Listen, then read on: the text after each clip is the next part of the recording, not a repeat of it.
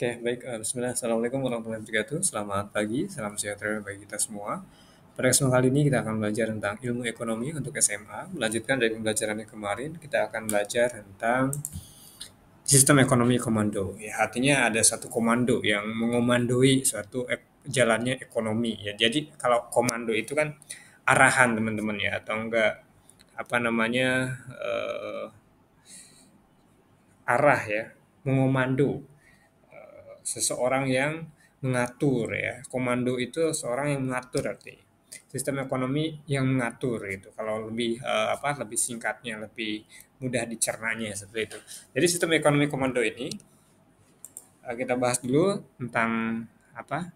Tentang sistem ekonomi komando ialah sistem di mana seluruh kegiatan ekonomi baik produksi, distribusi, konsumsi ya, diatur, direncanakan dan dikelola sepenuhnya oleh pemerintah. Jadi pemerintah nih yang mengomandokan gitu ya, yang yang mengatur gitu, mengelola gitu ya, mengatur gitu ya. Semua sumber daya, termasuk sumber daya manusia, ya, dari manusia-manusianya, pegawai-pegawainya gitu ya, dimiliki oleh negara gitu ya.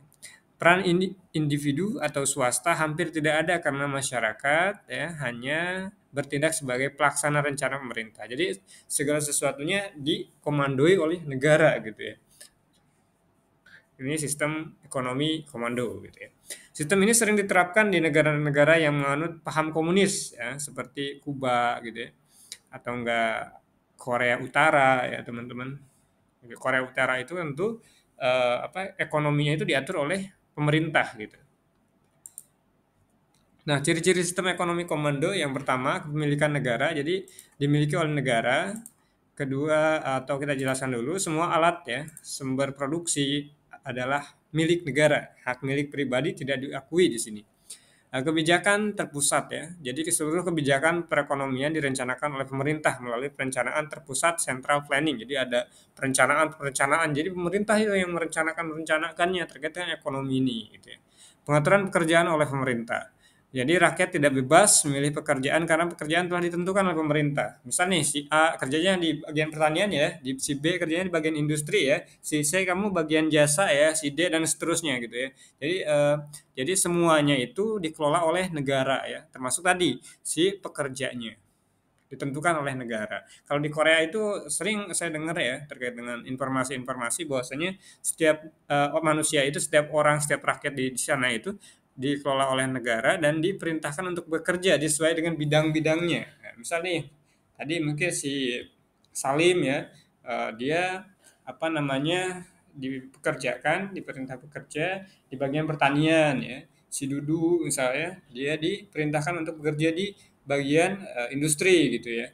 Terus lagi ada pertambangan dan seterusnya gitu ya.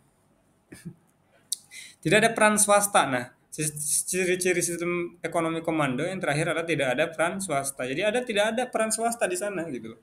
Tidak ada pihak swasta yang bebas menjalankan kegiatan ekonomi ya. Jadi pemerintah menganggap semua warga negara sebagai pekerja yang bertugas melaksanakan rencana negara. Jadi semua eh, masyarakatnya, rakyatnya, ya, warganya di suatu negara tersebut ya bertugas untuk melaksanakan rencana negara gitu. Nggak ada.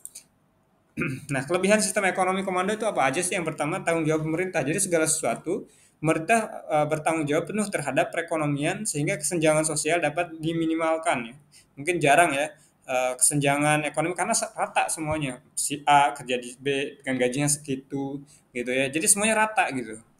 Terus ada kontrol penuh pada produksi ya. Jadi pemerintah dapat menentukan jenis-jenis produksi atau industri yang dianggap penting untuk kebutuhan masyarakat. Jadi contohnya di Korea, Korea Utara. Korea Utara itu di sana pemerintah itu menentukan jenis produksi apa saja yang diharuskan. Jadi kan seperti hanya ada BUMN, Badan Usaha Milik Negara ya. Nah, di sana itu buat satu usaha dan masyarakat mulai bekerja di sana gitu. Dan nanti pemerintah mengeluarkan barang, produksi itu ya, dijual dan seterusnya, ada keuntungan. Tapi mereka itu menjalankan si masyarakatnya itu si warga negaranya ini menjalankan menjalankan penuh ya terkait dengan ekonomi komando ini gitu. Artinya perekonomian itu diatur oleh negara gitu. Nah, tadi kontrol penuh pada produksi, pemerintah dapat menentukan jenis-jenis. Jadi yang menentukan produksi itu apa saja yang akan diproduksi gitu ya, barang apa saja yang diproduksi, maksudnya begitu, itu dikelola oleh pemerintah gitu ya. Jadi nggak ada tuh pihak swasta di sana, seperti itu. Pengendalian harga yang mudah. Oke, di sini pemerintah dapat dengan mudah mengontrol harga barang dan jasa untuk menjaga kestabilan ekonomi. Jadi untuk menstabilkan ekonomi, sistem ekonomi komando ini dia menyamaratakan harga, maksudnya menyamaratakan misalnya beras, beras di apa namanya di Bogor misalnya, kalau kalau kita nih menganut dengan sistem ekonomi komando, misalnya kita di Bogor dengan di Jakarta itu harus sama gitu, jangan sampai beda itu harganya gitu. Jadi pemerintah itu menjaga dari kestabilan ekonomi tersebut gitu. Harga barang yang dikontrol mungkin ada perbedaan sedikit ya, wajar karena memang misal dia bikin produksinya di mana gitu, menyesuaikan lah ya. Tapi biasanya harganya sama gitu, nggak ada. Misal nih kalau di hari-hari raya ya, hari raya itu kan tentunya harga daging mahal sekali karena memang permintaannya banyak ya. Tapi kalau di sana nggak ada tuh kayak gitu, misal contohnya begitu ya. Jadi harganya tetap sama, nggak ada kenaikan yang signifikan dan seterusnya gitu ya.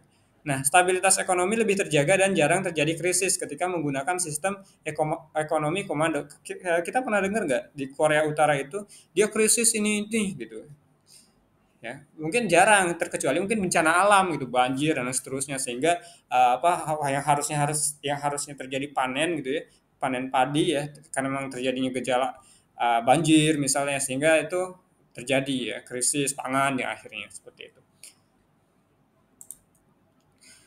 Nah, kekurangan sistem komando kita bahas.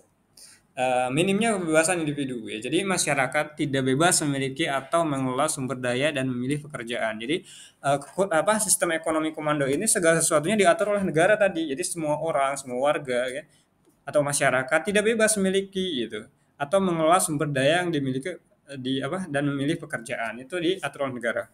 Kekurangan inovasi dan efisiensi. Nah, pada dasarnya kekurangan sistem ekonomi komando adalah tentunya akan menjadi kurangnya inovasi dan efisien. Karena apa? Diatur oleh negara. Masyarakat meskipun dia punya ide, punya gagasan, punya inovasi, dia tidak akan apa namanya? Ya intinya mungkin tidak akan disampaikan gitu ya, atau karena kan bukan punya dia gitu. Dia hanya menjalankan perintah saja gitu. Bahkan kerjanya juga udah diatur kan tadi, misal si Fulan kerjanya di pertanian, si Fulan lainnya kerjanya di yang lainnya, misal seperti itu. Nah, tidak ada persaingan sehingga masyarakat kurang terdorong untuk berinovasi atau bekerja lebih efisien ya, karena nggak ada persaingan, kerjanya sebelahnya diatur oleh negara gitu. Terus ada birokrasi yang kompleks ya. Nah, tentunya di sini terkait dengan birokrasi, proses perencanaan dan pengawasan yang dilakukan pemerintah sering lambat dan tidak fleksibel gitu. Nah, contoh negara dengan sistem ekonomi komando kita bahas tadi Kuba ya. Kuba itu adalah dia pemerintah mengontrol seluruh sektor ekonomi ya, termasuk industri, kesehatan dan pendidikan. Segala sesuatunya diatur oleh negara. Nggak ada tuh harga sekolah SD, SDA harganya 500.000 per bulan, SDB sejuta sebulan, SDC nggak ada, semuanya rata, itu diatur oleh pemerintah. Dan kita bahas tentang kesehatannya tentunya juga sama ya, jadi rata sama rata gitu ya. Terus lagi di Korea Utara, tadi juga kita udah singgung terkait dengan negara Korea, Korea Utara tentunya, di mana pemerintah menentukan seluruh kegiatan ekonomi, termasuk pembagian pekerjaan dan distribusi barang. Ya. Jadi apa namanya pemerintah itu apa namanya memikirkan apa namanya mulai dari mikirin usaha untuk masyarakat gitu ya, terus lagi bikin produksi gitu ya, itu itu diatur oleh negara tuh, direncanakan oleh negara gitu ya. Karena masyarakat sana nggak ada. Coba teman-teman silakan share aja, cari-cari saja informasi-informasi. Salah satu contohnya di sini, contoh negara di Korea Utara. Korea Utara itu seperti apa sih? Kalau teman-teman pengen tahu ya, tinggal teman-teman cari di internet ya. Teman-teman bisa nyari apa namanya perusahaan apa saja yang ada di Korea gitulah. Terus lagi siapa saja, ada bidang usaha apa saja di Korea gitu ya.